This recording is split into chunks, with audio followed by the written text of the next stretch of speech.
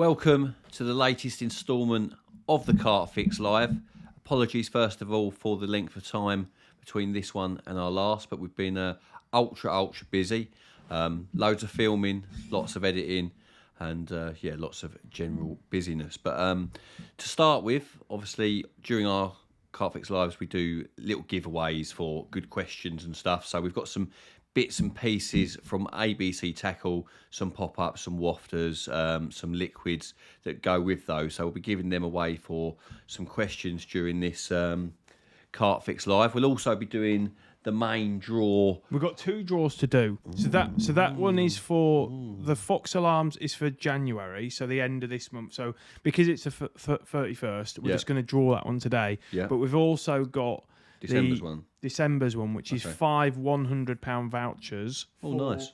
For ABC Baits as well. So ABC is one of our members, Steve Middleton. He's got Stevenage Bait and Tackle, which is a tackle shop. One of his other businesses is ABC Bait and Tackle. So he also has got a range of bait. So these are some of the little bits and pieces we're going to give away for questions. And yeah, like I said, £100 bundles. We'll do 5 £100 vouchers, and which you can. And that's two. Separate. Yeah, so basically 6 main prizes we'll do. Okay. So let's talk about. First thing I want to talk about with you was free eels. Yeah. Because in December we brought out the free eels film. So just talk about that session. How it kind of went and things. Okay. Yeah. So hopefully some of you have seen the Twas Eels films. Obviously, it was a 2-parter. We went there at the I think it was the first week in November when we arrived, and the previous week the lake had only done 6 or 7 fish. It'd done a couple of 60s the week before, but it'd been relatively slow, and you can sort of expect that at that time of year. But that said, we picked that week because it was a full moon. We picked it because Swim 10 has really good form for throwing up big fish right at the back end of the year, and we wasn't thinking we were going to catch loads. We were just hoping or thinking there might be a chance of 1 or 2 really big ones. And so it proved, really. If you've seen it, obviously the first night was absolutely outrageous. A 70, a 65 and a 58 on the first night, which is, we'd been happy with that for the week, to be honest. If you'd have offered that to us for the week at the beginning before we got there, I probably would have bit your hand off for it. So a mega first night, and that was just the way things went. Scotty caught himself a PB, a nice 63 pounder. Yeah. And I would also mention, not to big myself up too much, the trip before that, which was the January or February. Did we go February? Yeah. The February trip, I also caught 40 and a 50. So out of 2 trips there, and all 3 fish. Smallest one was it mid-40 or something? Yeah. So 40, 50 and a 60.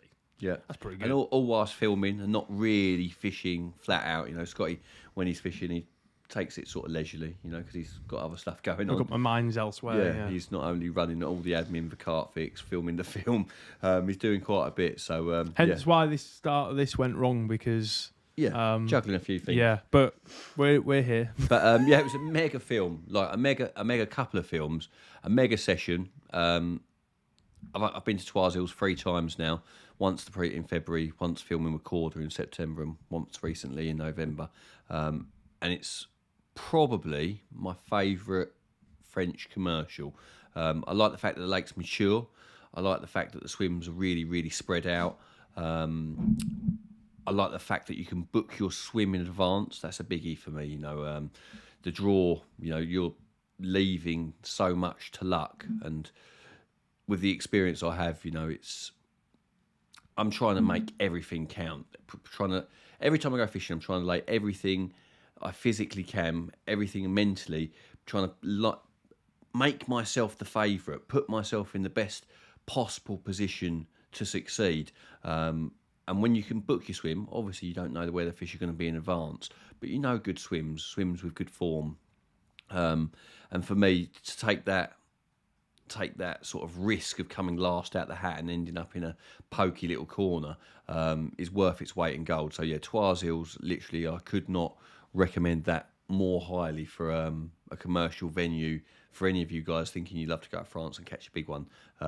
Mega looking lake, loads of big fish, run. I think as well, like all of the swims that I think there's 17 or 18 swims. Yeah. They don't book them all out, so there is always an option to move, which is good. But I think the main thing is all of the swims can produce. Yeah, definitely. That's the good thing, because I think having the islands there helps.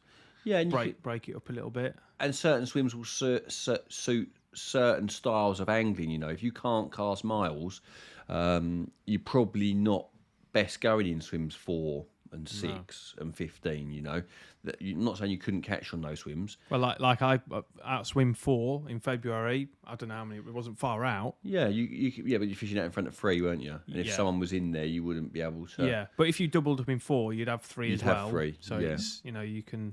But on the swim, I've not fished it myself, but swim 17, I keep looking at that, and I like that swim. I like really the fact nice. that you've got the snag line to your left, and you've also go out down the side of that island, and you can intercept traffic coming from the triangle that's coming down that side of the lake. So 17's a nice one.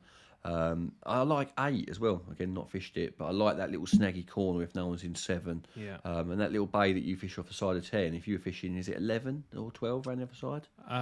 Round 12. Yeah, 11 or 12. Yeah. But both 12's where Iron caught the 80 quite a while ago. Yeah, both of those swims. So, if you're looking to go to France, you'd love to catch a really big one, and there's fishing there to over £80, then that is a good venue. And I hope you enjoyed the films because, I think that's one of our best ones. I like that. I like that a lot. Lovely time of year as well. Also, more recently than that, we've just put out a film from our annual summer social to Les Tomeries, a different type of French commercial, a smaller lake suited to shorter range casting, and more of a sociable lake. Like I said, the swims at Toisils are far apart, and Les Tomeries are swims. We booked half a lake. You can have a whole lake if you want to do it exclusively.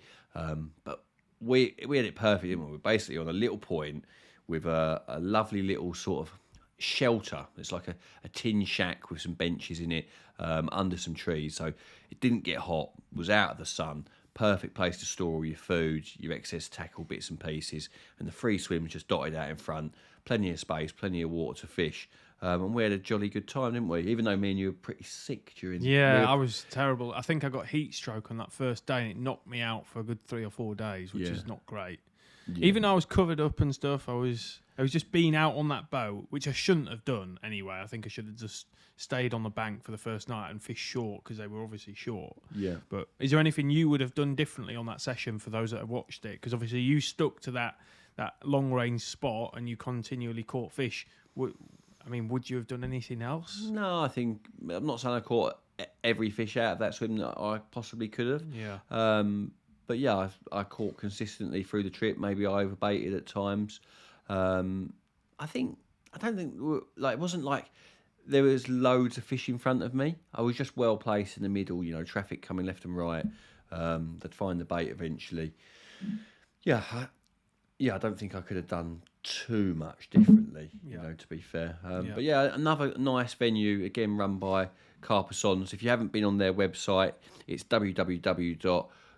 How do you Carper? Where is it on here? Yeah, Carper. Yeah, www.carpa-sens.com. They've got loads and loads of lakes. They've sorry to interrupt, but they've got a new website coming out, which has got some lakes that aren't even on that website, on that old website, like the Chateau Lakes. Yeah. So have a look on there. But every single one of their lakes you book the swim, don't you? Yes. Yeah, so whether you're booking a lake exclusive or you just want to go for some of your mates and be next door to each other, highly recommended. A French commercial that you probably, if you're an English angler, it's hard to sort of find out about these French run commercials sometimes, and they've got loads of waters that suits all types of angling. I think the only thing probably worth mentioning, the Carpsons Lakes, they're really good, obviously for the big fish, but the facilities, they're not 5-star facilities. They've got. If they haven't got the facilities at the lake, they have a lake close by which you can use their facilities. With regards to power, and stuff like that, and there's not showers on all of the lakes. No, is there? that is the only thing. Yeah. But if you're going there to catch big fish, literally all of their lakes have. Yeah. They all have big fish, so it's good. they've got a good selection of lakes. But should we go through some questions? Yeah. Yeah.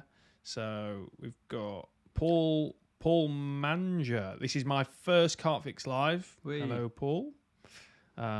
Ed Curlew said, good to meet you at the weekend. How was the show? Was it good? Show was really, really, really busy. The Essex Carp show. We done the Carp show last year, Scott and I, and it wasn't overly busy. I don't know whether someone said that the M11 was closed last year because of an accident, and it might have prevented some people arriving. But it was ultra busy. I was on the quarter stand all weekend.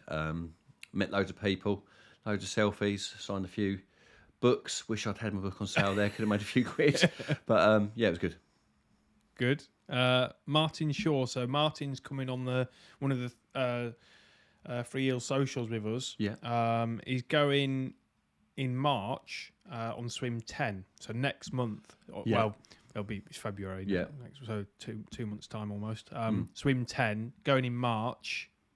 You haven't fished there at swim 10 in March, have you? No, I haven't. What would you kind of be in March, springtime? What would you do? Well, from that video, the spot, I'm going to say, I'm pretty sure it was 31 wraps and 9 feet. I'm pretty sure I say in the film how far I'm fishing, don't I? But that island spot, I think that'll do them in March. I think you're going to get basically fish will be swimming tight to that island margin, doing laps of it, especially at night. And I think you will get traffic down the side of the island. I'm not so sure about the open water as much. Obviously, I don't know the lake very well, but I think it was 31 wraps, 9 feet, fractionally left of that little alcove in the island. That'll do bites. That'll definitely do bites in March. And obviously, over winter, no weed's going to come up, and no weed will have come up by March. So it will still be clear, still be a good zone. So yeah, that would be the first place that I looked. And with regards to bait, obviously in the video as well, I tried pop-ups late on. I didn't go in with pop-ups. I went in with wafters. And as soon as I tried pop-ups, I started catching immediately as well. So in March, I wouldn't think they're going to be eating loads of bait. So you might want to go in fairly minimal with the free offerings and some bright pop-ups over the top. Cool. I've put Martin's name down straight away. He can take some of the ABC bait. We'll send you a couple of pots of the pop-ups or something. We've got a few little bits and pieces to send out, so we'll send those and you can use them if you wish. Liam, hope you're good. Darrell, what's your go-to boilie from spring to autumn? Also, do you still use Activate? I really chop and change a lot of the time because I'm not campaign fishing. Generally, I'm doing so much filming from water to water to water. I change. I mostly use cell most of the time. Essential cell is another one. But if you're going to be going from spring to autumn, then I don't think you go far wrong with a link. Link's got a funny smell. It's not like a bait that I've smelled off the bat straight away and thought, you know what, I think this is amazing just by smelling it. But that said, when I've used it, wherever I've used it, on quarter filming trips when it's been provided for the shoots and that, I've always done really, really well. So it's a great bait, home and abroad, definitely for the warmer weather. And don't let its unusual smell put you off. Yeah, it's quite dark in colour, the Activate, isn't it? Sorry, I missed out a bit about the Activate. The Activate. I don't really use Activate anymore. They do make it. I don't really. It's not a bait that they push so much these days. It's a bait that I've caught loads of big ones on in the past. Sometimes I go back to it and reuse it. But yeah, I like the Link these days. The Link's a bit softer than the Activate. And yeah, I think I prefer the Link these days. Cool. Ivor has asked, if you had to choose one mainline freezer bait to use, what would it be? I've lost the question. So what would it be and why? And what would be your favourite pop-up in the mainline range? Well, it'd be cell straight away. But cell, the reason I would pick cell over, say, Link that I was just talking about is I'm happier fishing with a bait like cell as opposed to a bait like Link all year round.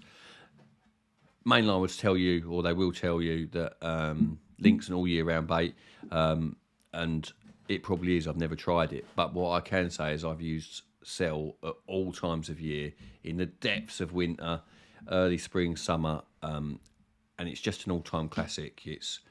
I believe good bait doesn't blow. The fish accept it for what it is. So yeah, I would, if I could only use one bait from the freezer range, I would probably just use the standard style. And my favourite pop-up would probably be just a standard 15mm pineapple juice pop-up. Very versatile. Carp love yellow on a lot of lakes. So yeah, I'd probably say Cell is my favourite freezer bait, and the pineapple pop-ups. So that's my favourite pop-up. Cool. Has he won some? We can ABC? give Ivor some, yeah. We'll give him some free Ivor. ABC. We've bits and actually, pieces. I think there are some little pineapple ones. Yeah, these little pineapple.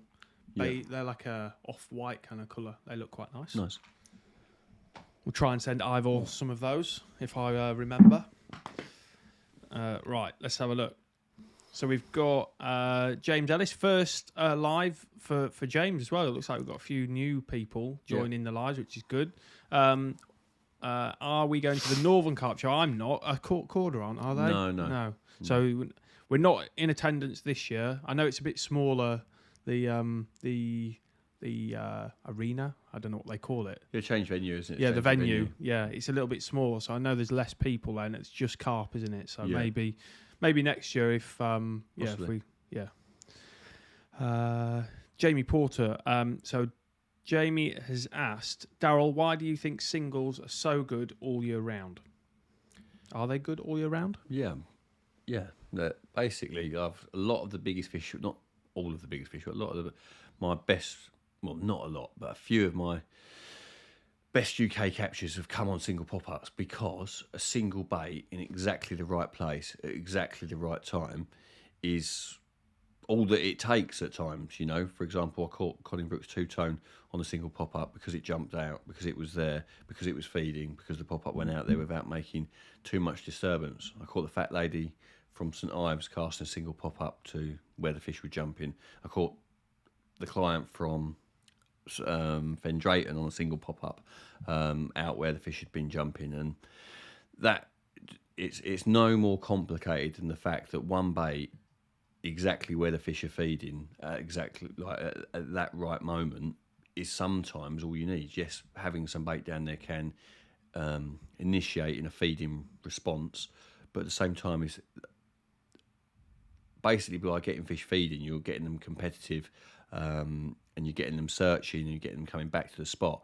But at the same time, a single hook bait, if the carp is aware of it, has the option to take it, and if it can see it, smell it, and it's in the mood, then that's all it needs to do. Yep.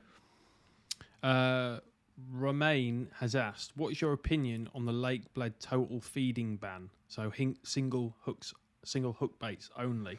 I've only the only thing I saw about that was from KWO. I saw a snippet on one of their social media pages saying like big news. I didn't read it fully, like pre-baiting ban, but I don't know the ins and outs of it. That it's only, I didn't know that it was. It sounds quite mad that not to allow any feeding whatsoever. Thing is, there's a because why would that be? Well, because there's a bit of a. It's days only. People coming from all over Europe to fish it, so they're session fishing. They're trying to bait swims to get the fish in, and I think people talk too much about it. And when you get lure anglers, for example, that only fish with lures, don't bait the water, and they see people feeding loads of boilies, and they don't know that they're good for the fish, and that's why the carp are growing. They start giving it the crusty old man talk, like, oh, they're polluting the water. Do you think it could potentially be like the other anglers fishing for other fish? Yeah, it won't be carp anglers complaining about pre-baiting. It won't be that at all. It will be lure anglers seeing carp anglers feeding. Is the lake run by like the predator kind of scene there? Yeah, I think so. That might be the problem. Yeah, I think this is only my interpretation. Like I'm not spitting facts here. I'm just I'm talking. Sounds like they're trying to put off the carp anglers. Not trying to put them off. They're just trying to, like, a lot of bait gets thrown in there. A lot of bait does get thrown in. There was when I filmed their recorder recently. I think it might have been a 3 kilo per day or 5 kilo per day limit. I can't remember what it was now, even though it was a couple of weeks ago. But yeah, obviously some people are abusing that, and that's probably why. Yeah. Okay. Gavin Locke, what's your What's the chocolate bar of choice? So he's relating. To the Accorder underwater test Mine's tape. a Whisper. A Whisper or Whisper Gold? Whisper, just Whisper. Straight Whisper's a pretty good choice, Yeah. as is a Twirl if you're talking Twirl's good. As you're talking plain chocolate. Twirl's good, yeah. But me, I'm all about the caramel. So if I like a Galaxy caramel. Yeah? Yeah, they're filth. They're Nice. absolute riches. Really rich and good. Yeah. How did you get involved with Corda? That's from Paul. Okay, so I worked in a tackle shop when I left school.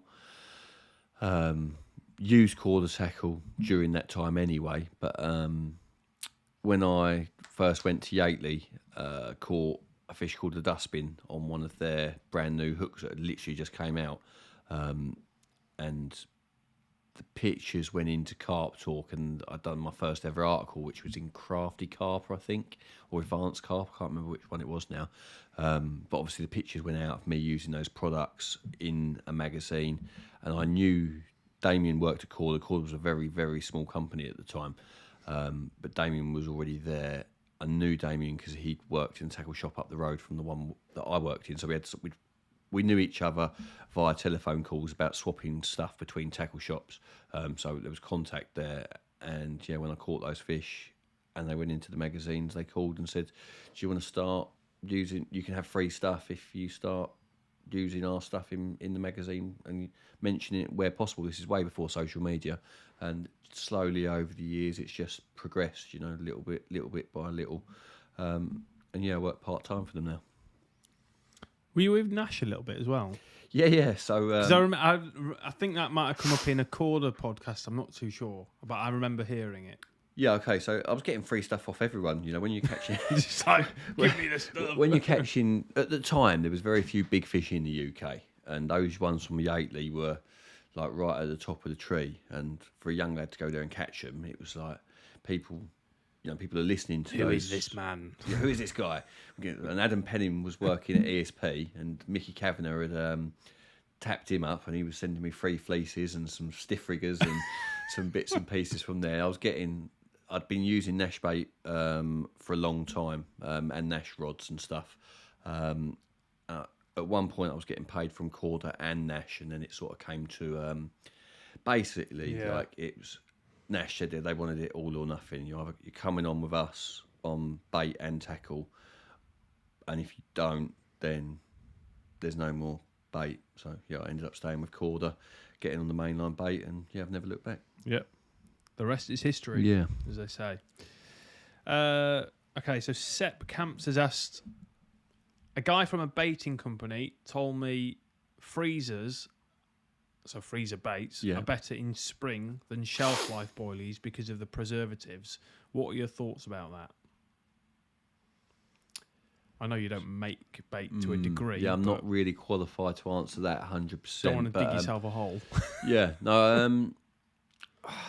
People would generally, as a general rule, classify shelf lives as more of a tractor style baits, as in not made to as good a high standard as freezer baits. But that is not the case these days. These days, basically the baits from the top companies are the shelf life and the freezer are more or less the same, barring a little bit of preservative. I don't believe that. No, I don't think that's true. Okay. No. Neil Roberts, Darrell, are you going to Norton Disney at some point this year? Yeah, I spoke to Danny a little bit, said to him that we would film there in December or January, but the way things, because Rob Burgess has been filming there for CarpFix, it just didn't seem like we didn't want our monthly output to be all about Norton Disney, so I've not visited it yet. I think spring will be a nice time to go potentially. Yeah, I do want to go. I want to go and see it. The fish are only getting bigger. We could probably do a film with me and Rob. Yeah. So just he knows the lakes really well, and if we went in the spring, we could try and do a little round robin, like try and go around a few of the lakes, get a little taster of each. Yeah. So John Long has got a question about the combi multi-rig. So would you lengthen the boom section when fishing for bigger carp abroad where they could have deeper bodies? When I fish with that combi multi-rig, at Orient recently, last year, I fished with size 4 hooks as opposed to size 6s. I kept the boom exactly the same, or maybe I might have made it half an inch longer. But the braided section was the bit that changed. The braided section went from 3.5 centimetres to 4.5 centimetres. I had a longer kicker and a size 4 hook and fishing 2 jumbo tiger nuts on it. I think I lost one fish out of 30 odd. Like I think I had 38 takes, landed 37 fish across quite a few sessions. So yeah, it worked exactly the same, but you do need a longer braided section for a bigger hook and a bigger kicker, because you just need that movement. But at the boom, no, going back to your question, you could make it half an inch longer, but yeah, I don't think there's any necessity to. We're going to stick this here as a reminder. For people that have only just joined. Yeah. We're going to do this month's draw, which is a set of the Fox top of the range alarms, retail at over £700. But we're also doing the draw for the ABC bait and tackle vouchers. So we've got £500 vouchers. So we've got like over £1,000 worth of stuff to give away tonight. So stick around because you might win. Let me go back up to. Got good attendance tonight. Yeah. What day is it? Tuesday night. It's a Tuesday. That's not. It's a Wednesday, is it? Tuesday, according to me. It's a Tuesday, is it? Yeah. Right. So Liam Collins has asked. Just finished the Ladies World Championships Nash podcast, and Emma said that Darrell was a favourite angler to fish with. So Darrell, who has been your favourite angler to fish with? Say that again. I'll read the whole question. Read the whole question. Yeah, because I just finished the Ladies World Championships. Who is this saying? Nash. This is Liam Connors saying this. So I just finished the Ladies World Championships Nash podcast, and Emma. I think it's Emma Pickering, isn't it? No, I'm going to say it's Emma Beeden. I'm not. Yeah. Ellen. Was it Emma or Ellen? Emma. Emma. Okay. Yeah, I'm not too sure. I watched a little bit of it. She said. Yeah, so she said she's your would be your favourite angler to fish with. So who's been your favourite angler to fish with? That's a good question. Derek Harrison. Yeah? Yeah, I like Derek. I love the fact that he's always upbeat, always smiling, always enjoying it. Like, he's a carp fishing lifer, and what I mean by that is like he's done it for 30 years. He's never going to stop. His drive, his passion is real. He's not doing it for any social media reasons, any working commitments. He's a real carp angler with a thirst for it. Real recognise real, and he's the real deal. He got a new camera. Yeah, he just got himself a Mark II R6. R6 Mark II. He's been sending me pictures. Squirrels. Yeah, squirrels. Same. Yeah. Okay, right. Let's have a look. So, Matthew Parr has asked, when splicing your own leaders, what length would you go for as a general length, and would you shorten or lengthen them for different scenarios, i.e. deep silt? That's reasonable. That's a good question. Shall I give him some of the ABC? Yeah. First of all, before we talk about length of leaders, let's talk length of splices for a little top tip for people watching. I would always make sure that when you're pulling the material back within itself, that you've got at least an inch and a half, like with it set once it's pulled inside, an inch and a half, sort of on that concealed part of it, because I've seen a lot of people with like 1.5 centimetres worth, which is not enough. Definitely need to be safe. So at least an inch and a half's worth. With regard to leader length, anywhere between 1 foot. When you're fishing those solid bag little leaders, 1 foot's enough. Ideal for little quick change loop to loops. For sort of general fishing, I think about 1 metre is nice. 1 metre length. And for chod fishing, when you're fishing over sort of like blanket style weed, I like it about just over 1 metre, say 4 foot long. So when you're fishing the top bead, say 3 foot up the lead core, you've got sort of another foot going on beyond the top bead. So yeah, sort of 3 foot for general fishing, and not a foot and a half for your quick change solid bags, and yeah, maybe up to 4 feet for your chod rigs. I wouldn't go any longer than that. I think it's too risky, too dangerous. I know there's some running chod rigs out there that people use really long lengths, but I think it's unnecessary and it's a little risky. Cool. John has asked, John Seymour has asked, is getting bait to France more difficult since Brexit? Any tips based on your experience? Am I going to publicly Well, I don't admit really to know. smuggling? Not really. People have told me, maybe you could say. Yeah, okay. Okay. So obviously I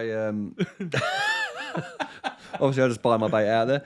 But yeah, from what I hear, as long as when you open the back doors of your van, it's not just there on show, and if it's like generally covered up, I'm not talking about secret compartments or anything. But yeah, when I've had my van opened up, they never pull my gear out. I've had my doors opened several times, as in, step out the vehicle, sir. Can we have a look in the back door? Can we have a look in the side door? And they've never gone rooting around. Because technically you shouldn't be taking milk, coffee, sugar, anything like that. So yeah, we've been across the channel several times. Open up the car, see the fishing gear. It's a daily occurrence for them seeing carp anglers come across. So yeah, no issues. As far as we're aware. As far as we're aware. We're going to get raided when we... Yeah. Okay, Sam, right. I'm currently fishing on Farlows. They have a leader ban. The spot I'm fishing is surrounded by weed. Yeah. Would you bother with tubing or just fish straight through mainline? I've just been to Farlow's filming. It's coming out a week on Friday. Yeah, we've got a film. And we have got a really good film. I think it was our second ever film, wasn't it? I still like that film. Yes. I love that film. Yes. I think there's a really great action, really good technical aspects to that film. Solid film. But Farlow's has got what I call blanket weed. And both times that I fished there, I fished with fluorocarbon that sinks like a brick. And every single time I get a take, the line's stuck in the weed and it causes, like, you spend ages trying to pick it off. So my advice would be to fish naked if you can, so that when you do catch a fish and when you do reel and you've got loads of weed, you can literally pull all the weed down to the end of the line, cut it off. Cause it's a real pain, that weed in Farlows, to get off of your line. It's literally impossible to pick it off.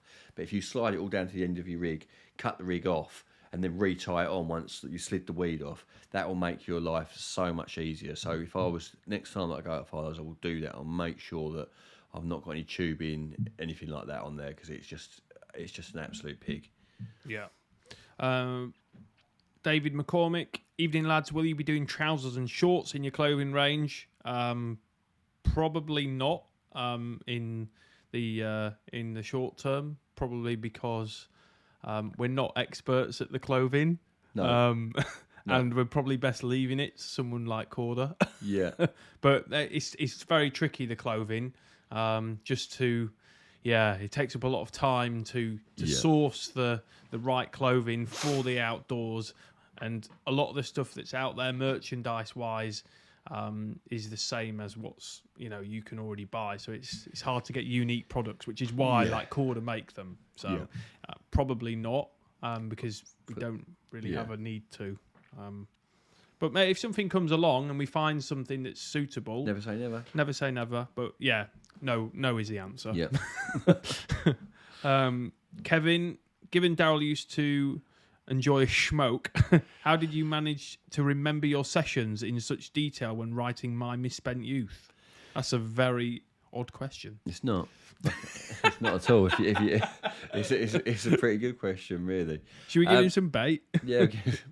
The truth is, like, when you're young, and you're like challenging yourself at really difficult venues where you could only catch a few fish each year, and they're bigger fish than you've ever caught before.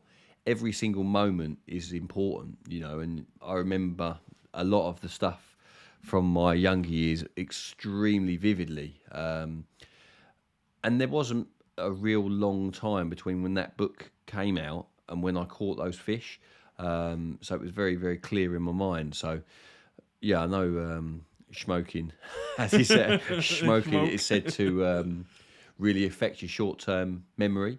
And and I suppose it does on real small, meaningless things, but it doesn't stop, from my experience, the real important and great experiences being. In fact, I remember them now to this day extremely vividly. In fact, much greater detail than some of the biggest fish that I've ever caught in my life since. So yeah, I think it's the importance of those captures at that time, and the fact that they're not diluted by the fact that when you're young, you're not caught loads of big fish. I think that's what it was. You know, they're so meaningful. I think that's probably why. Yeah, cool.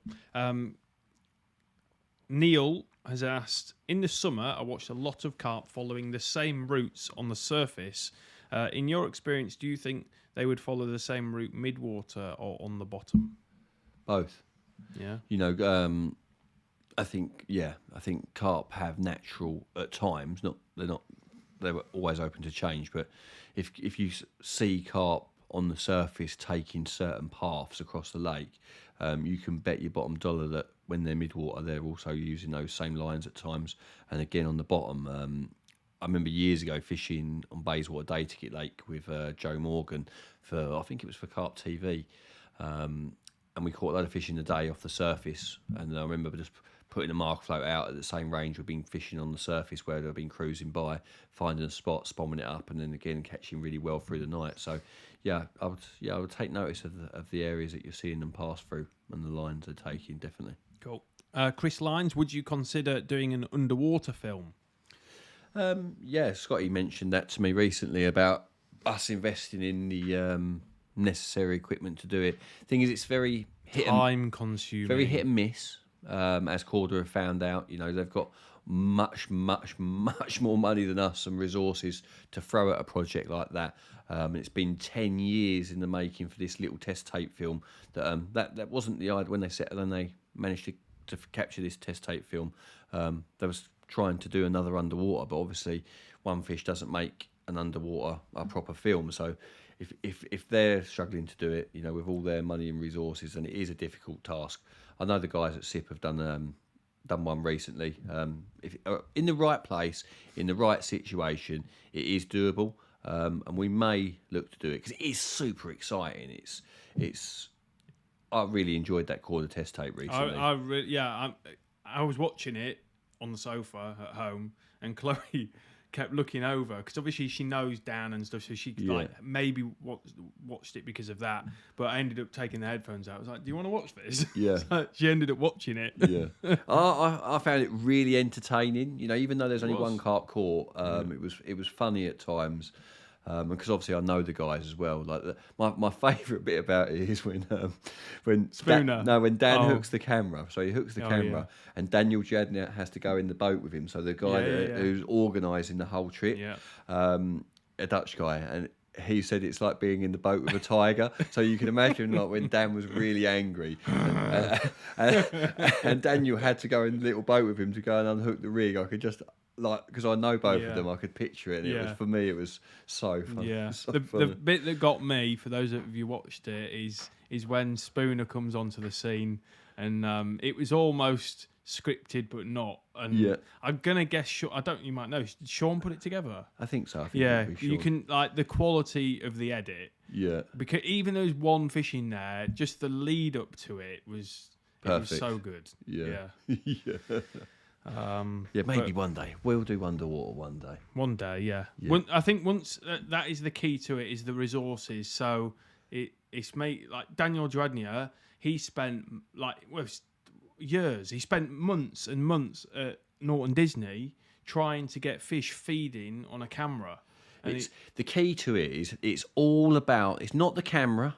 It's the spot. It's the key to a successful underwater shoot boils down to you've got to have a spot that the fish are coming to. You know, lots of fish are coming to frequently.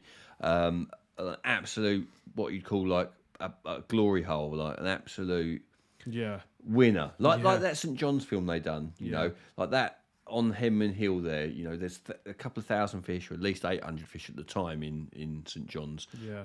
That bank in the spring, you know, when the weather was right, the fish were always going to come. Yeah. And there's spots like that in lots of lakes where they just love to be, but there's also It's very hit and miss. Yeah. Very... I feel like this could be Chris could have started off something here, because at the start of the Corda one, they had clips from their interview. This could be the start of our underwater, where we're contemplating whether this is even a good idea or not. It's possible. Yeah, it's possible. Yeah, like the no fishing bank at St John's would be on both, whether it's the Henman Hill one or the one in Point One. At the right time of year along there, the water's so clear in St John's. There's enough fish to make it possible. Elliot, get on it before we do. Right, let's go. George, when approaching a new venue very weedy, so 8 to 9 foot deep, what would be your first approach? Say again. So when approaching a new venue, which is very weedy, the lake's 8 to 9 foot, what would be your first approach? I don't know if it's 8 to 9 foot of deep weed. Yeah, but it's finding the spots. It's always the same thing. When it's most of the time when you're fishing a weedy lake, you're still doing exactly the same as what you're not on a non-weedy lake. You're still looking for a spot. It just becomes more critical to your presentation that you pick the right rig for. If you're going to fish on the weed, you need a rig that presents over weed. But generally, you're going to be fishing standard rigs on hard bottom, not in the weed, but near the weed, on harder bottom. So, yeah, my opening line of attack on a weedy lake, generally, sometimes it might not be, but generally would be to find the clear spots near where the fish are, and fish standard rigs on that, like at Farlow's, like on the load of lakes we fish. But there are times when you're just casting out 2 fish, or they're definitely feeding in the weed, then you need a rig that presents in the weed. And in that situation, you fish generally with a helicopter rig, whether that be with a chod or a stiff hinge, but you're fishing with a rig that presents over the weed. But yeah, the basic approach would be find the fish on the clear spots if you can near the fish, and if that's not working, fish in the weed with rigs that present in the weed. Cool. Anthony has asked, he did say Happy New Year. Happy New Year, guys. I think this is probably the last day that you can say it. How would you fish a bottom bait in silt? I literally cannot remember the last time I fished a bottom bait. I pretty much only use wafters and pop-ups these days, which is silly really, because I've caught a lot of good fish on straight bottom baits. But if I was going to fish a straight bottom bait in silt, I'd probably just fish it on a braided herring, old school. If you're going to use bottom bait, which is a bit old school, then I might just fish it on a straight knotless knot, on braid, on a leg clip, or inline, not a helicopter rig. A helicopter rig with braid is pretty tangle prone from my experience. So, yeah, a large bottom bait, fish on a braided hook link, not a coated braided hook link, on either an light inline or a leg clip. Cool. George Bunting, if you could get any syndicate ticket, what lake would you go for and why? Ooh, so many. So many. From the past, I'm going to do 2. I'm going to do one from the past. So looking back in time, there was a point before Raysbury was bought and like made to what it is now, when there was, I think there was only like 7 members when it was really low stock back in the day. Like after Mary was in there, Mary died, and then there was like the backup fish that were incredible in their own right, and that because they weren't like the monster that Mary was, the lake sort of fell off the radar a little bit with the big carp community, and to have had the opportunity to fish from a boat, because it was boat fishing at Raysbury, in crystal clear water for some of the best carp that have ever swam in British waters. In hindsight, that was a huge miss. I know I was probably too young to have fished for Mary at the time, but I could have definitely fished for some of the other residents before. Like, yeah, I reckon that would have been pretty special. But as it stands right now, a Dinton ticket might be quite spicy, quite nice. That would be right up there. Stone Acres, I could probably get a ticket on Stone Acres if I really pressed for it. Yeah, there's loads. Yeah, there's too many. Yeah, loads. Okay, James Ellis has asked, "Hi lads, I'm fishing a 10-acre long thin lake, relatively low stock, and not many members. Find the fish as soon as you put a rig in, they move off to the other end. How to combat this? So very wary carp, by the sounds of it. Go and put your rods out at the end of the lake where the fish are not, and then go and cast on top of them at the other end and watch if they swim. If they do the same thing every time I swim down the other end, then you can do that. Go make a lot of noise. Yeah. Other than getting out very lightly where they are, if they are moving off every time that you cast out on them, then there's not a lot. You've got to try and anticipate their next move. So yeah, that would be my advice. Yeah, try and get ahead of them. Yeah. Yeah. Martin, this season I seem to have had more success with wafter and bottom baits. Do you think that the fish sometimes get fed up with a popped up bait? Definitely. So definitely. This brings us back to the question that we just kind of talked about. Basically, if you look at the trends and the fashions of the last 20 years, right? If you imagine 20 years ago, Terry Owen comes on the scene with his stiff hinge rig, or not his stiff hinge rig, but obviously he made it famous. Lots of people got onto that. The next rig was the chod rig. From there, we've had the spinner rig, the Ronnie rig, and we're still on that now. 20 years later, the most pop-ups have never been more fashionable than ever before. In the old days, most people were using bottom baits a lot of the time because the rigs were more basic. People didn't want to tie the complicated rigs, whereas the Ronnie rig, the spinner rig, with the swivel clipping hooks on, has made pop-ups so easy for everyone. And I do really believe that pop-ups have definitely been overfished on a lot of the busy commercial venues. I really believe that, and I definitely think it's an edge to fish on the bottom or with a wafter. In a lot of situations, I really like pop-ups are brilliant for casting over unknown ground when you're just trying to get a rig in amongst fish. They're brilliant in the spring when fish are just not really feeding a lot, cruising about. But you'll see a lot of the time. I've been fishing with tigers in recent years. They're balanced tigers, but they're fished on the bottom as such, and that is because it's the complete opposite to what most people are fishing. Bright pop-ups and Ronnie rigs. I'm fishing something much more natural, much more subtle, and for the last few years, it has done me exceptionally well. So, I would definitely say that pressured fish are wary of pop-ups at times. Not all fish, not at all times, but a lot of the time. Yeah, and I do think it's an edge to be on the bottom fishing something a little bit subtler a lot of the time. Cool. Danny has asked, I'm fishing a very silty lake. What would be your go-to rig and hook bait? I don't know if we kind of covered that earlier, but yeah, well, no. Someone asked if I'd fish bottom bait. What rig I'd use a bottom bait in the silt. But if I was fishing somewhere silty or soft bottom, it probably wouldn't change too much from what I normally do. So it depends on how soft that bottom is. If you think the lead is penetrating to the point that the rig on the lead clip's going to be propped up off the bottom, then that's not ideal. And in that situation, I would change to a helicopter rig. You'll see in our most recent Twas Eels film, the second part, that I found a softer spot. It was clear, but it was soft. The lead, basically, I cast a marker float out on it, and when the lead would land, I couldn't get the float to come to the surface, and only when I dragged it out of the silt would the float come up, which told me that on impact, the eye of the lead, the whole lead had gone into the bottom, and that was why the braid wouldn't go through it. So I changed to a stiff hinge rig, pop-up rig on a helicopter rig, and started catching straight away. So, I would fish with a helicopter rig with the bead up a little bit if the bottom is soft. Yeah, watch part 2 of the Three Eels film and you'll see what he's talking about. Yeah. Sam Lemon, when you're walking around a lake looking for fish, how long would you stay in a swim looking?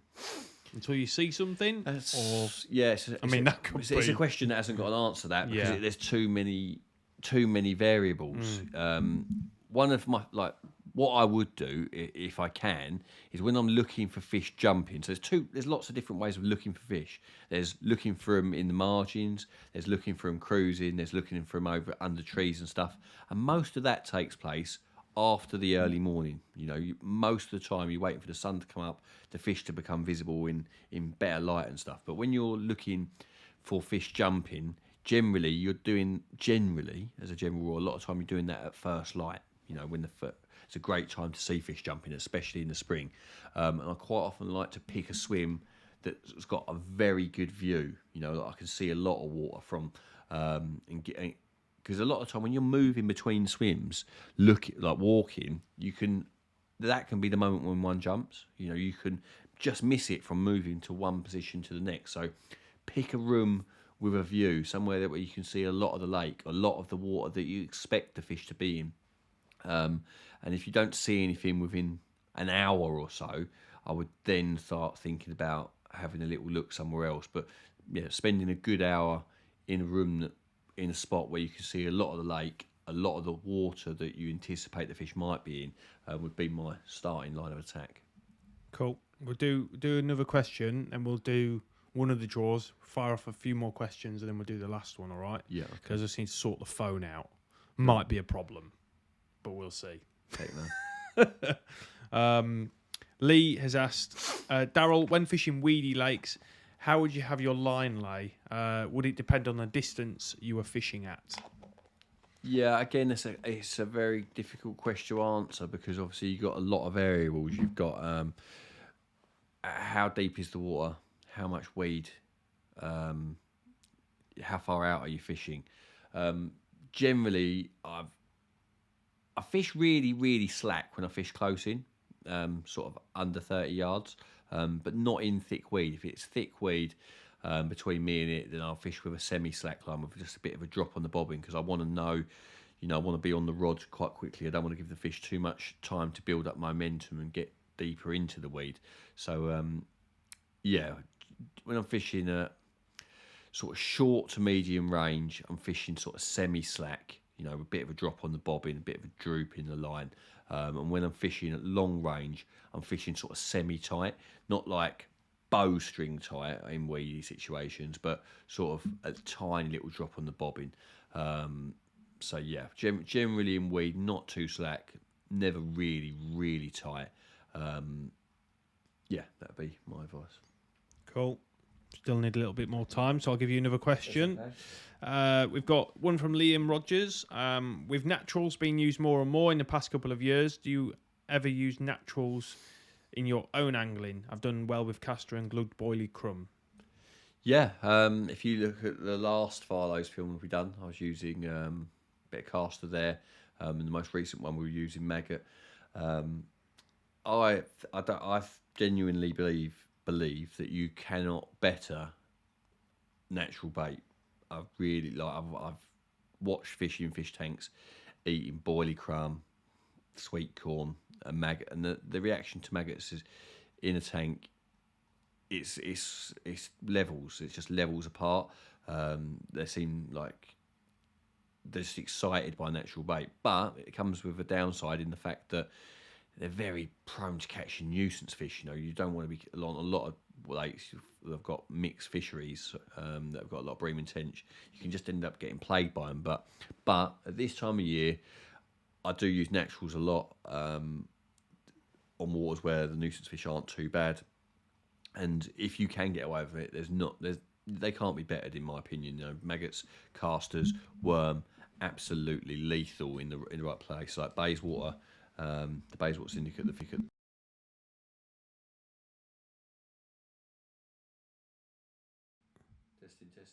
Yeah, you're gone. Oh, you back? Back. Yeah. Yeah, just. I don't know. Yeah. I'll re-answer the yeah, question. re-answer. Yeah. I don't know what happened there. We just lost audio for a second. Sorry about that. But yeah, I do use maggots, but their biggest weakness is that they are very prone to drawing in nuisance fish, and if the venue you're fishing has got a lot of nuisance fish, then they can make your session a bit of a nightmare, having to recast all the time, scaring the carp out of your swim. But at the same time, they will often generate a response from carp when nothing else will. I've tested maggots in fish tanks against boilies and boilie crumb and sweet corn and all stuff like that, and nothing generates a reaction like maggot and castor. like Bayswater where I fish. Those fish have been caught over and over again on maggots, and boilies really, really are hit and miss there. So yeah, never underestimate natural bait, especially on well-stocked lakes with not so many nuisance fish. Right, you have to bear with me here. I'm going to plug this phone in and see. The mic might turn off. If it does, I'll be back.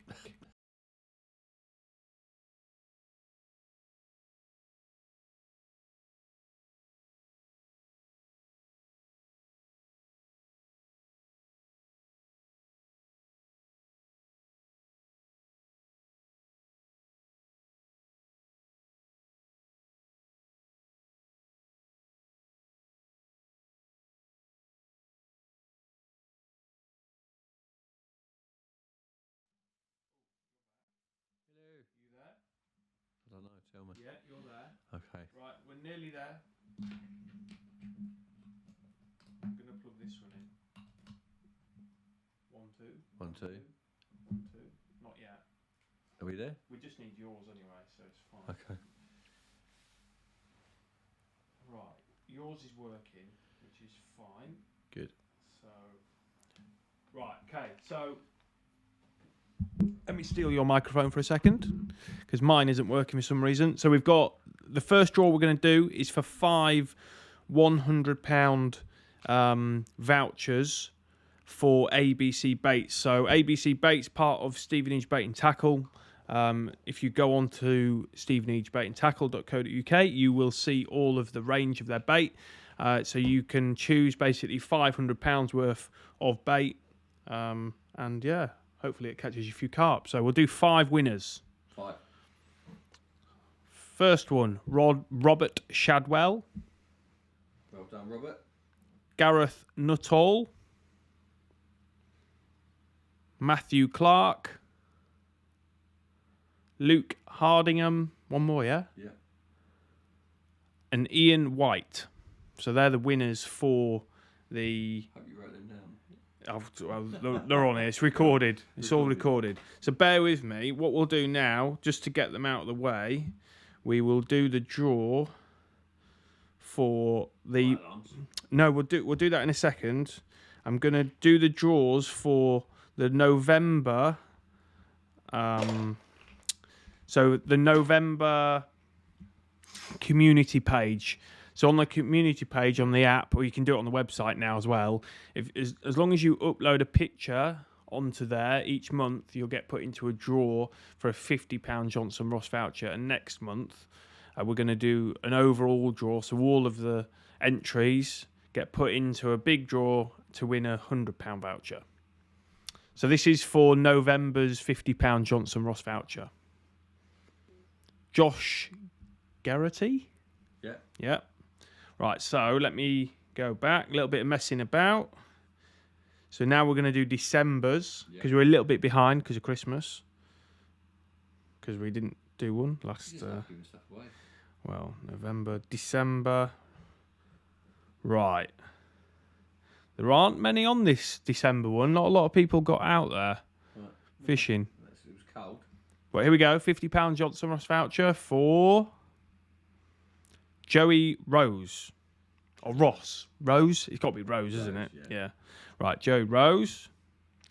And then what we'll do the draw for that, and we'll finish with a few questions.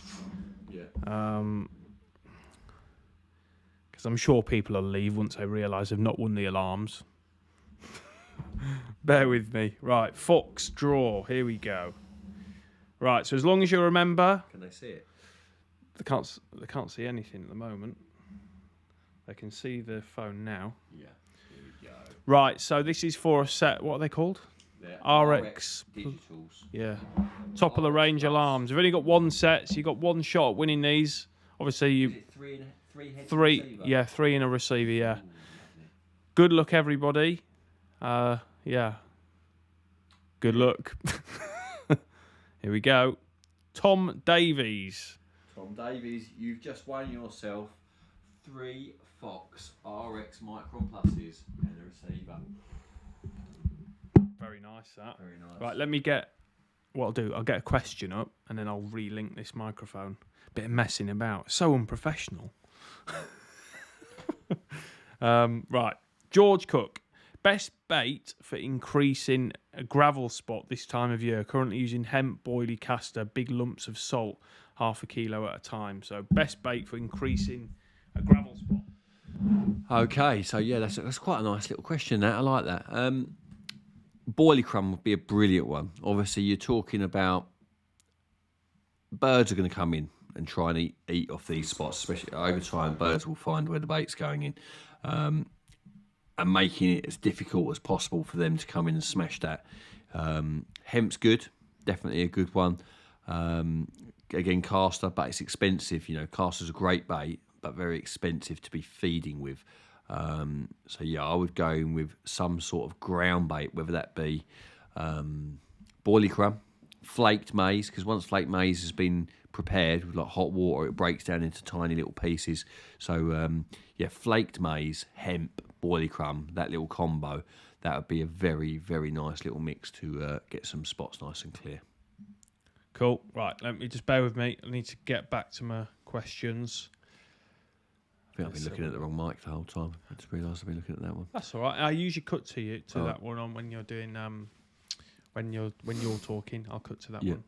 Right, let's have a look. So I'm just gonna. It's gone a bit mad tonight.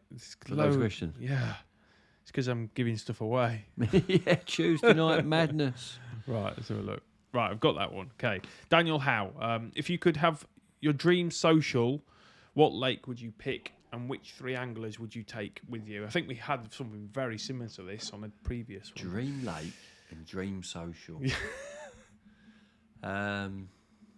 Keep it clean.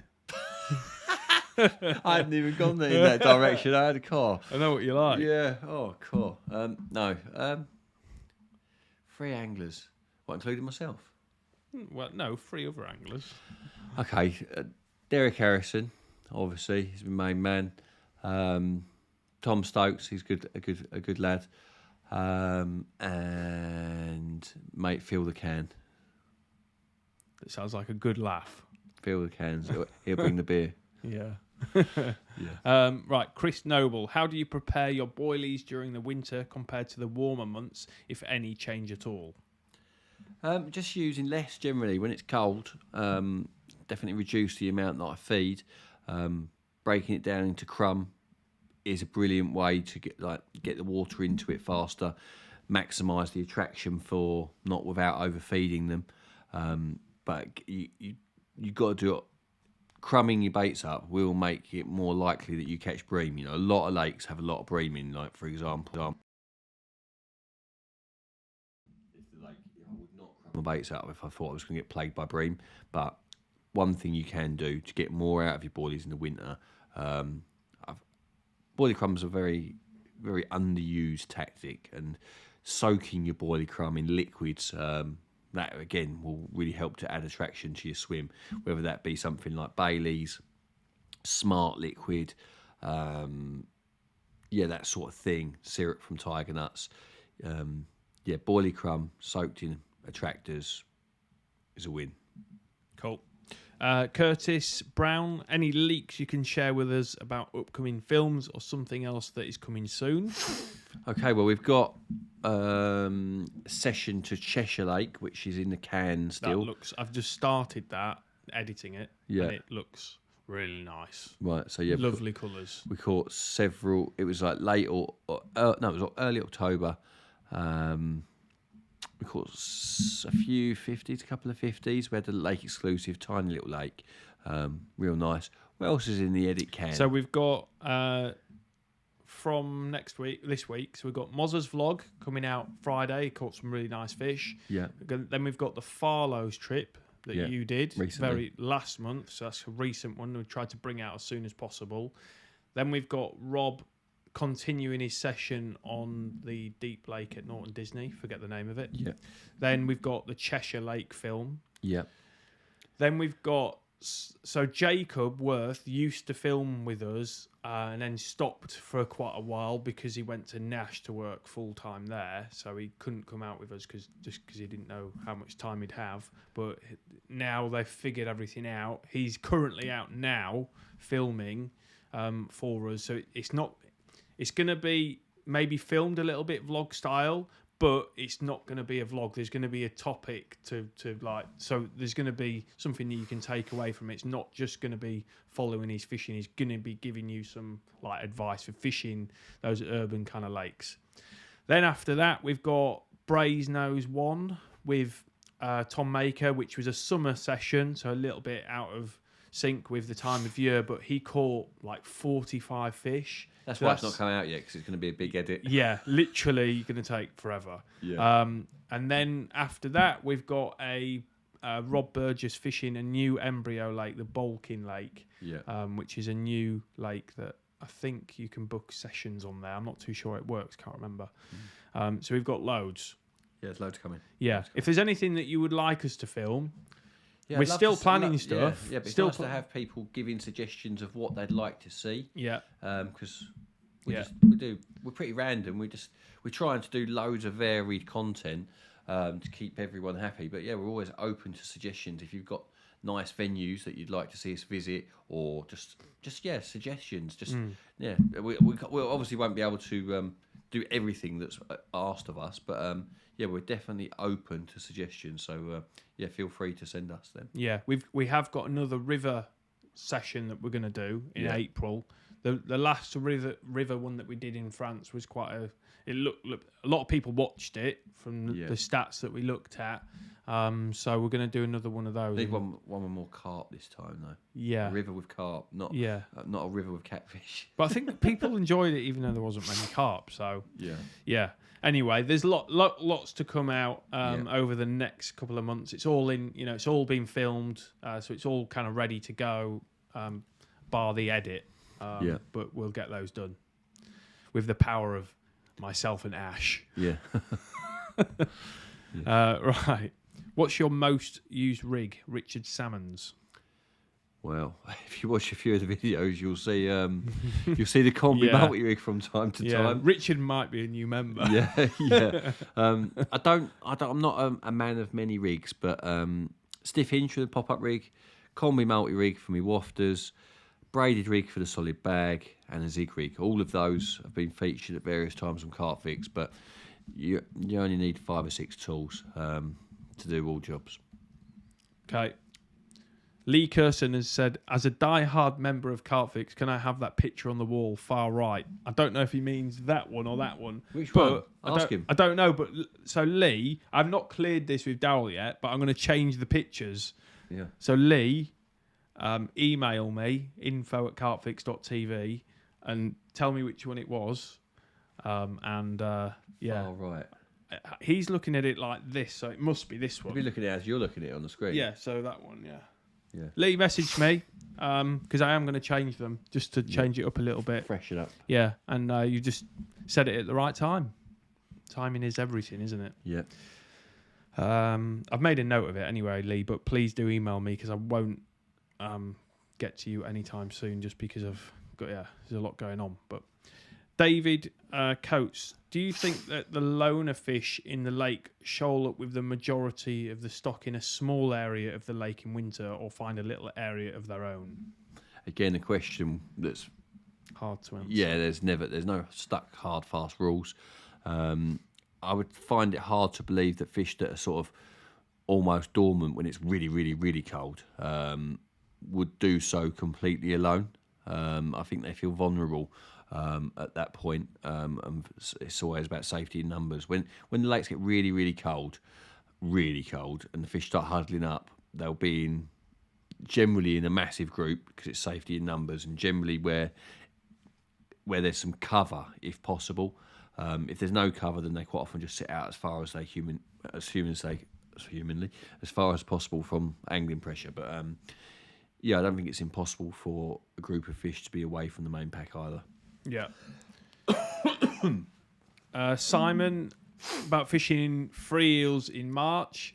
Rewatch the start of the live because we covered. It might be a mate that you're going with. I'm not too sure. But there's a guy going in free eels in March as well. What did he say? What swims he? He hasn't said, but he's just looking for some tactics and some tips. So yeah. Yeah, we haven't fished there in March. He hasn't said what swim. Yeah, without knowing the swim, I wouldn't know what to say really. Yeah. Yeah, feel free to message us though. Info at CarpFix, and I can give you some pointers. I have got a map actually. It's What, the features and stuff? Yeah, well, spots that people have caught from. We did when I worked at Corda. We did for Thinking Tackle. All the European sales guys basically put all their information down on the map, and John Sissons at the time put the map together with everyone's details and like the spots people had caught fish, where there used to be trees under the water, that kind of stuff. A lot of that's gone now. Some of it's old, but I can always email it to you because it's it could be useful. George Darrell Scott, what is your long-term plan for CarpFix? Do you have a vision, or is the plan to produce top content for the foreseeable, or expand into other avenues of the industry? What other avenues? I guess he probably means the only other avenue is like tackle and stuff, and we already obviously do merchandise, very limited, but we haven't. Obviously Darrell's got his ties with Corda, so we wouldn't even have the resources to even contemplate anything like that.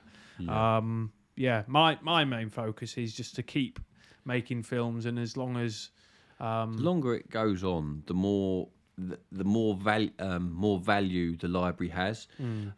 For what you got to think is in like 10 years from now, there's going to be more and more people are coming into fishing all the time. And if you're a new angler coming into carp fishing and you suddenly come across CarpFix in 10 years' time, and there's 10 times as many videos as there is on there now, it's a more valuable product. So, you know, you guys that are supporting us now are really helping us to build. You know, it's still early days, really. You know, I think we started from scratch with 0 films. I think we're approaching 100 films. Yeah, it must be. Approaching around 100 films in 2 years filming, which is a lot of films to produce sort of a really small team of guys. You know, Scott and Ash are the only 2 cameramen and editors. So yeah, it's baby steps at the moment, but we're just ticking along, aren't we? Yeah, ticking along, but obviously it'd be if we can make more and more films that you like to watch. You know, if we can multiply it by, you know, making increase the output. Increase the output. We could do that, but obviously we need the resources to do it. But yeah, for the time being, we're just going to keep making as many good quality films, and that's why it's important for you to let us know where you want us to fish, because we don't want to go to places that you don't want to see us fish, really. Obviously that's a question as well. There's lots of people with different interests. You know, some people would be like big carp campaign anglers. Other people are only getting a weekend and want to see guys like Maker and that absolutely terminating. So it's real mix. We are trying to cater for everyone, really. Let's have a look. There was one here.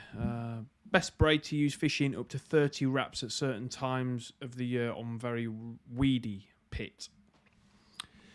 That's a bit of a tricky question, that, because most of the time, or most of the experience I have with fishing with braid is fishing with the Corda sub braid, which is a fast sinking coarse braid. I've never tried to cast it 30 wraps myself.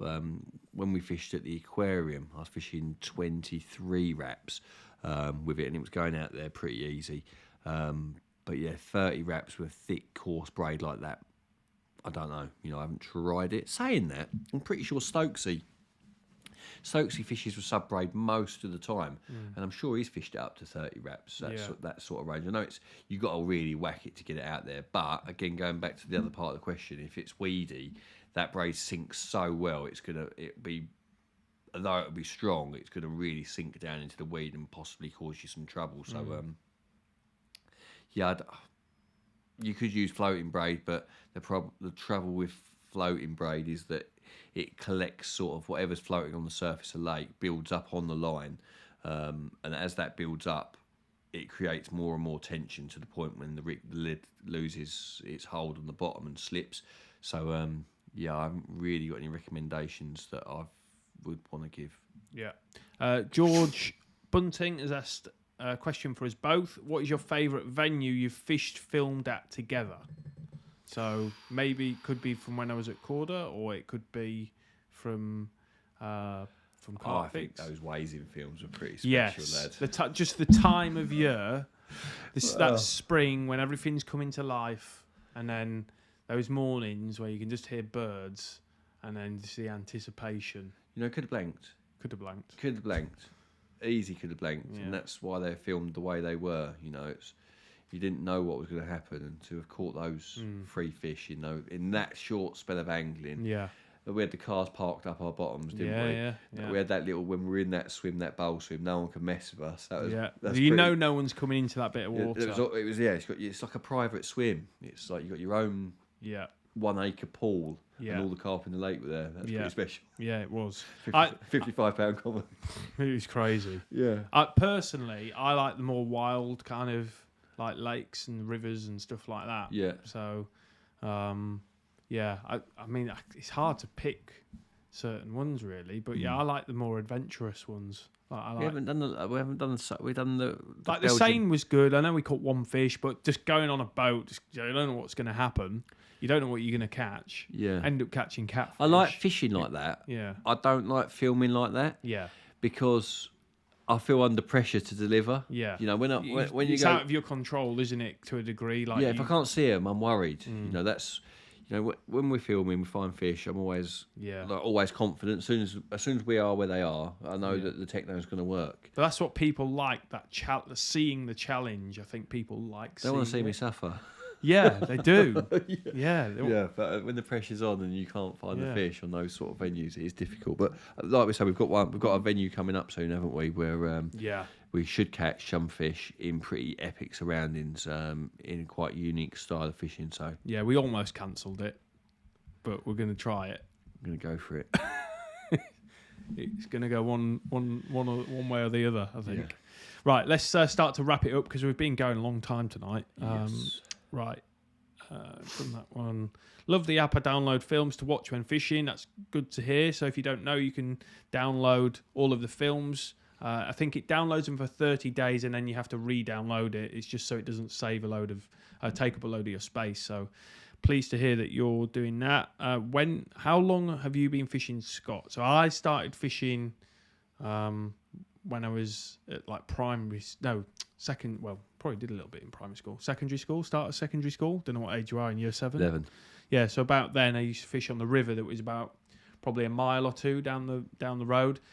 Then got into a fishing club after that and steadily got me into carp fishing at the end of secondary school. So about 11. Yeah, long time ago. What's the best bit of advice from a fellow angler you have been given? And we'll finish on that question. Best piece of advice.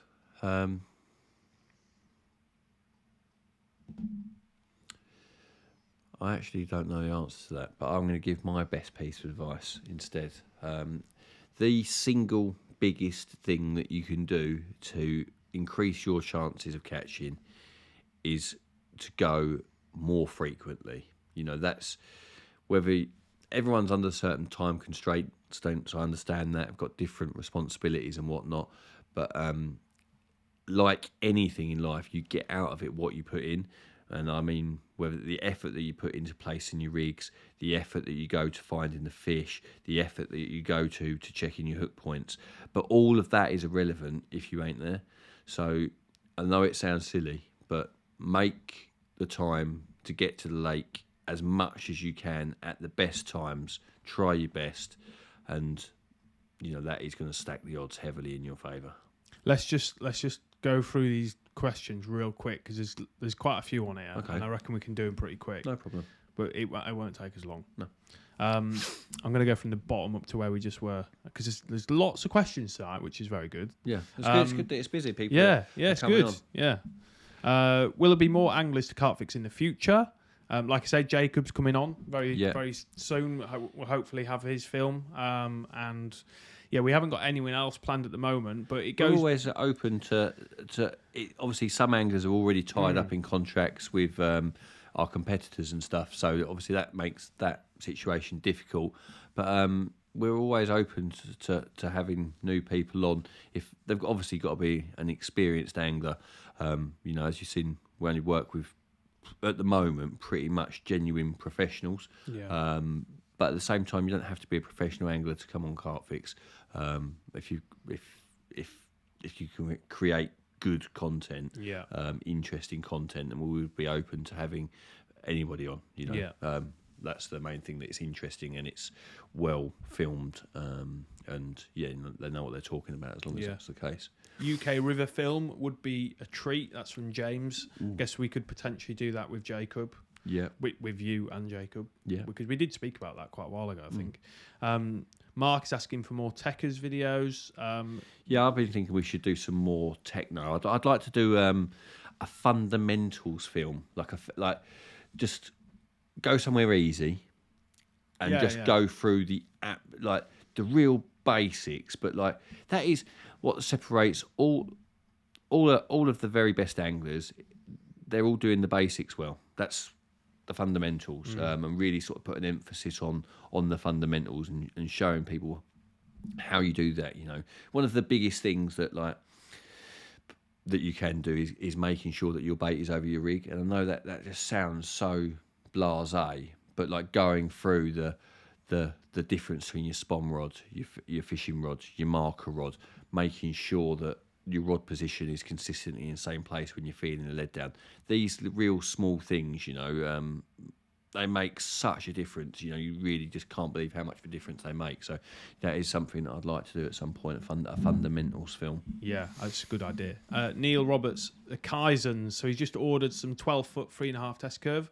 I see you've trialled them. In your opinion, how would you rate them? Very good. Very, very, very good. I've not had the 12-footers very long at all. I've literally had them a couple of weeks. I've hardly cast the 12-footers just yet. But you'll see in the Trois Îles film, I was fishing with Tom Dove's own set of the 13-footers. When the prototypes first came up, there was sort of limited availability of the prototype. So I've fished with the 13s at Lake Bled in a film that's coming out next autumn. I fished with 13s at Trois Îles, which is on the CarpFix app already, and I fished with the 13s at Trois Îles in September for an upcoming masterclass film. So I've probably done more fishing with the 13s than the 12s. Very nice. You know, I fish with the 13-foot 4-pounders, and you'll see like a lot of people comment when they'll see me fishing 31 wraps, that sort of range, and making it look effortless. And the key to casting 125 yards easily is to have a stiffish rod that can propel big lead and a thin line. And fishing with tapered line on those rods, it's just, fishing at 30 wraps is it's just a flick, you know. So they're very lightweight, they are powerful, they're very minimally designed, like as in they're not overly got loads of bits and pieces on them. They've got a quite minimal look to them, and again very light, very the tip recovers very fast after a cast. I'm sure you'll like them if you get a set. Cool. Paul, other than king carp, is there any other species you'd like to target? This is to you both. I know what I'd like to go for. I've never really been into it. Any other species? Like carp. No. I used to enjoy a bit of chub fishing, but like sight stalking. You know, walking down the river, no kit at all. You know, a bum bag with packet hooks in it and some cheese. We could do that as a Christmas special. I quite enjoy just like minimal fishing like that. So it's not bed chairs, bivvies and barrows. It's quite lightweight. But I really want to try barbel fishing. Can we do something abroad? What random species? Yeah. I really want to fish for, because I didn't catch one last time, I want to go to the Amazon and catch the Pariba catfish, because they are insane. Yeah. I think I've probably told you before, Mike Lavis, a cameraman for Monster Carp, he works at Corda. Me and him were basically on this floating pontoon fishing at night, and he had one rod on one end of the pontoon and I had a rod on the other end of the pontoon. Everyone's asleep, but we were allowed to put a rod out at night. So the rods are like the sea rods, Daiwa sea rods they were, with multipliers on. So they're bent over like this. The river's tidal, so it's going up and down, changing direction. So 1 minute your bait's down there and a few hours later it's up here. You get a bite in the middle of the night. No, obviously no bite alarm on. It's just going zzz. So it does that. And then like, Lavish, you're in. He picks the rod up I got to the rod before him because he's on the top of a bunk bed, picks the rod up, just snaps in half. What, the rod? The rod. And I got one on, doing the same thing at night. Got it on early in the morning. I had a bite, just turned into light. Got out on the boat with the guide, had it under the rod tip, and just hook pulled. Yeah. Because I think, say hook pull. I think what usually happens is the Paraiba catfish, they just bite it and hold it. And sometimes the hook, if you don't give it a good old yank, the hook doesn't go in. They might just have the edge of, because you're using a piranha that's like this. Yeah. That's your hook bait. Yeah. You're using a piranha as your hook bait, and sometimes they just hold it and just tow it around. Yeah. And that's what I'd want to do. Gary Newman will be up for it. What about shark fishing in Florida? Yeah, but you can do shark fishing off England as well now. Yeah. Well, you probably can for ages, but yeah. Florida, yeah. Yeah. Florida Keys. Yeah. That could be quite fun. We could just turn up there with carp gear and go and smash up some tarpon and some sharks and carp gear. The Goliath grouper, because that's what we did for the big fish off. Yeah. We're going off a little bit, but yeah. Yeah, so I'd like to go to Amazon. You'd like to go for a chub with your cheek. Go sit in a wicker box for some chub. Yeah, anyway. Right, one more? Yes. One more and we'll call it an evening. Right, bear with me. I'm just trying to find one that is a little bit different. Okay, we'll go with this one. Bird life. So, Ashley Mould, how do you overcome bird life swimming down onto your baited spots, apart from catapulting boilies at them? It's a problem. Especially at this time of year, real problem. You know, sometimes a laser pen works on tufties particularly, and not the tufty torches from Carp Life. They work a lot of the time, but not all of the time on tufties, and again, less so on coots. But if they're really bad, like they're picking you up every couple of minutes. Then you want a rig that resets and you can leave out there, because a lot of the time you don't want to be recasting or firing or casting your spom out there or firing boilies at them, because you're literally just killing your swim. If they're really bad, like they were recently, this last Farlow's film we're at, they were absolutely incessant. So I'd literally leave it, like they're letting them pick me up during the day and then redoing everything on the cusp of dark so that it is all sat properly there. So there's not a lot. You can use laser pen, you can try the tufty torches. If you're fishing on clearish bottom where they pick you up and it will reset, fine, just let it be. But if it's weedy, a lot of the time you're worried if the rig's going to not be sat perfectly. In that situation, a lot of the time we'll just wait until it's just about to get dark. Beautiful. Thank you, everyone, for tonight. We've got a few people that won some stuff. Got Martin Shaw, Ivor, Matthew Parr, Kevin McManus. You've won some ABC baits, so we'll send those out to you. I think we've actually got some little bags of boilies as well to send as well. So we'll send those out as well. So Stevenage Bait and Tackle have got the £100 vouchers. So we will send your details for the winners. Send your details straight to Steve at Stevenage Bait and Tackle, and you'll be able to use the £100 voucher for the ABC bait. And lastly, just don't forget to, if you have got any suggestions of venues that you'd like us to film or types of films that you'd like to see, we're very, very interested to know what our members would like to see. So please send them in to us. Yeah, cool. All right. Well, we will see you next month. And this Friday's film is Moz's vlog, and he catches some really nice fish. So we'll see you. See you next month.